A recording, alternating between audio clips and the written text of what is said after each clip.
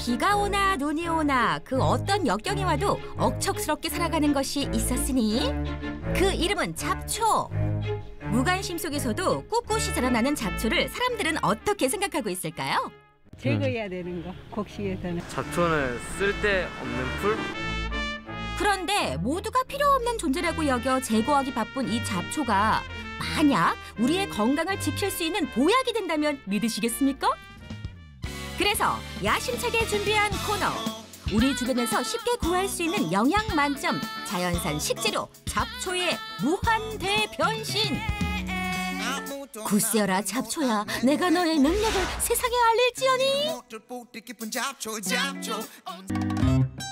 한껏 들뜬 발걸음으로 잡초를 찾아 어슬렁거리는 한 남자. 바로 명필입니다. 자신감 넘치는 모습으로 길가에 핀 잡초란 잡초는 모두 자세히 살펴보는데요. 하지만 다시 봐도 주위는 온통 초록색 풀들 뿐인데 먹어봐도 구분이 전혀 안 되는 상황. 보약이 되는 잡초 찾기가 이리도 어려웠던가? 오늘 우리가 찾아야 할 잡초야 도대체 어디 있는 거니? 이대로 포기할 수 없다. 잡초 전문가 김현희 선생님에게 조심스레 도움을 청해봅니다. 실제 이 잡초가 다 먹을 수 있는 건가요? 다 먹을 수 있는 건 아니고요. 예절의 요인에 따라 다르기도 하고요. 예. 그다음에 어떻게 처리하냐에 따라서 먹을 수도 있고 못 먹을 수도 있고 여러 가지가 많이 있는데 이 쇠뜨기가 아주 괜찮습니다. 어떻게 생겼어요? 이렇게 생겼어요. 고기 쇠뜨기예요? 자, 도움도 받았겠다. 이제 본격적으로 쇠뜨기 찾으러 출발! 선생님 안녕하세요. 예. 제가 이 주변에 그 쇠뜨기라는 풀을 좀 찾고 있는데 좀 아실까요? 이 주변에 좀 깔려 있는 거 다 쇠뜨기예요, 이쪽에. 여기 있는 거 예, 이거 다요? 이거 엄청 많아요, 이게. 관리 안 하면은 이거 좀 온천지가 다 쇠뜨기 밭이 되는 거예요. 야, 지금 이 또랑에 있는 이 풀들이 다 쇠뜨기입니다. 드디어 찾았다. 길고 끝없이 늘어진 이 초록풀이 바로 잡초 전문가가 추천해준 쇠뜨기. 소가 잘 먹는 풀이라고 해서 붙여진 이름의 쇠뜨기는 400만 년 전부터 존재해왔을 정도로 강한 생명력과 번식력을 자랑하는 우리나라 대표적인 잡초인데요. 하지만 그 어떤 방법에도 쉽게 죽지 않아 농민들에게는 그저 골칫덩어리 같은 존재. 굉장히 번식이 강해요, 이게. 이게 뿌리를 뜯어내면은 그냥 나오는 게 아니고 끊어져요. 농사의 아주 적이에요, 적. 저거 옛날에 한참 뭐 당뇨에 좋다고 그냥 말려서 끓여 먹고 되게 안 넘어놨어요. 한 10년 전에는. 쇠뜨기는 약효가 뛰어나 예부터 민간요법으로 많이 사용되어 온 약초라고 하는데요. 쇠뜨기라고 하면 문형이라고 그래서 한의학 쪽에서 약으로 쓰이기도 하는데 이제 이뇨 효과도 있고 뭐 기관지가 좀 약하거나 면역력이 떨어져서 기침을 하거나 이런 분들한테 도움이 돼서 열이 많은 사람에게는 좀 잘 맞지만 몸이 너무 차거나 맥이 너무 약하신 분들은 좀 주의하시는 게 좋습니다. 명나라 약학서인 본초 강목에 따르면 쇠뜨기의 밭은 쓸지라도 평온해서 독이 없다고 알려져 있답니다. 쇠뜨기, 너의 매력은 어디까지인 거니? 쇠뜨기는 끝맛이 쌉싸름하고요. 주요 성분인 규산염이요. 뼈의 성장과 또 상처를 아물게 하는 작용에 도움을 줄 수가 있고요. 또 병을 감염시키는 바이러스의 면역 기능을 활성화시키는 데도 도움을 줍니다. 그렇다면 효능이 엄청난 이 쇠뜨기를 직접 먹어보지 않을 수가 없겠죠? 싱싱한 놈들로 야무지게 골라 쇠뜨기를 캐는 명PD. 뿌리가 억세서 잘 안 뽑힐 텐데 아유 잘 뽑았네. 한 바구니 가득 찬 쇠뜨기 들고 부실한 영양분 보충하러 가볼까요? 오늘은 내가 쇠뜨기 요리사 노고은 요리 연구가를 소개합니다. 이거 근데 어디서 따오셨어요?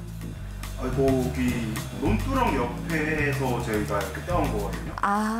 그러면은 이 겉에 깨끗하게 세척을 해줘야 돼요. 그래서 식초를 몇 방울 떨어뜨려서 담가놨다가 이따가 흐르는 물에다가 좀 씻을게요. 요리에 앞서 먼저 쇠뜨기를 식초물에 5분 정도 담가놨다가 흐르는 물에 씻어 불순물을 제거해 주는데요. 자, 이제 본격적으로 시작해 볼까요? 쇠뜨기를 이용해 만들어볼 첫 번째 음식은 바로 쇠뜨기 고유의 풍미를 살려주는 나물무침.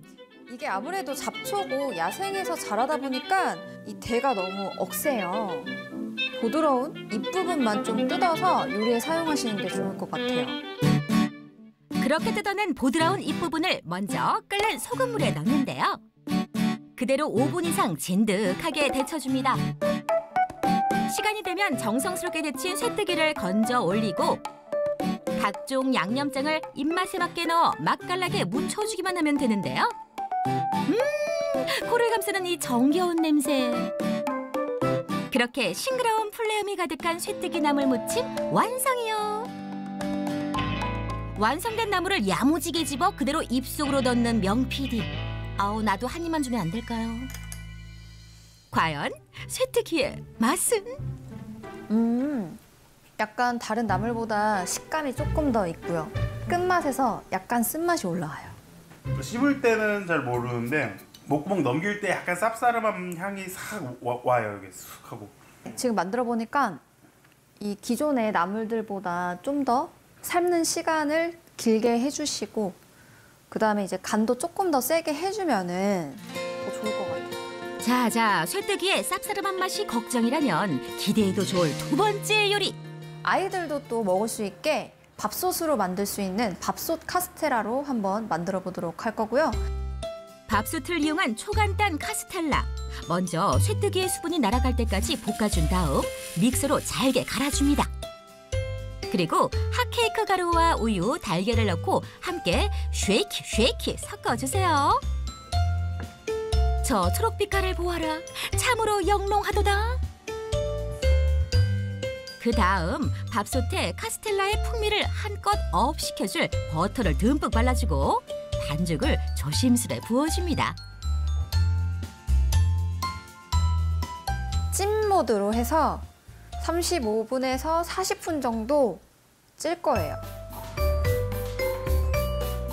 카스텔라가 익는 사이 쇠뜨기로 선보일 세 번째 요리는 바로 튀김인데요. 당근, 감자 등 알록달록한 각종 채소와 튀김가루, 물을 넣어주고요. 뭉치지 않게 골고루 섞어주기만 하면 어머나, 벌써 준비 끝?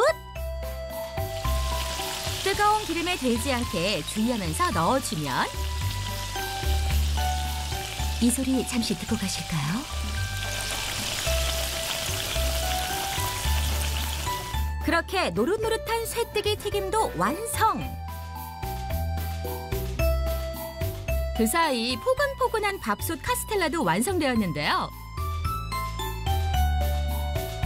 반으로 갈라 그 속을 바라보니 쇠뜨기와 카스텔라의 조화로운 모습. 이렇게 활용도 만점, 비주얼도 합격! 쇠뜨기를 이용해 만든 보양 음식 대령이요. 그리고 찾아온 시식 타임. 쇠뜨기들이 지금 이렇게 여기 지금 앞뒤로 보시면 여기 다 이게 쇠뜨기거든요. 잘 익은 튀김 한 입 크게 베어 물면 그 맛은 뭘 상상하든 그 기대 이상이덩. 부드러운 카스텔라도 잊지 않고 한 입. 이렇게 쇠뜨기 요리를 활용하셔가지고 집에서 건강도 맛도 챙기시길 바라겠습니다. 자연이 주는 건강한 선물 잡초. 가까이에서 찾아보는 건 어떨까요?